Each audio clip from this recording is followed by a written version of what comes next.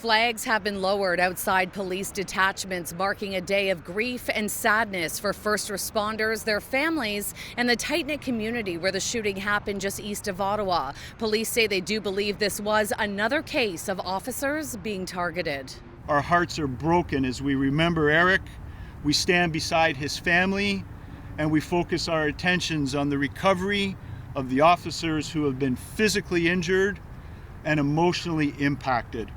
The provincial police officer who lost his life in the line of duty has been identified as Sergeant Eric Mueller, a 21-year veteran with the Ottawa OPP. He's being described as a family man who excelled at his job. As a coach, a mentor, someone that everybody looked up to, the glue that held his shift together, the best leader that many people ever had the privilege of working for.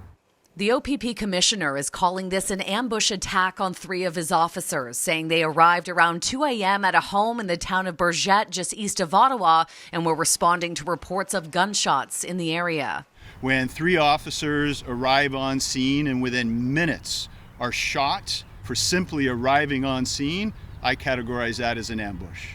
The suspect is 39-year-old Alain Bellefeuille. He was arrested without injury by officers arriving as backup. He's now facing charges of first-degree murder and 2 counts of attempted murder, and police say a long gun was recovered from the scene. Outside the Ottawa hospital, dozens of officers gathered near the ER entrance, standing in solidarity with their fellow colleagues. This has been a devastating year for first responders. Since September, Canada has lost 10 officers in the line of duty, 9 of which were murdered.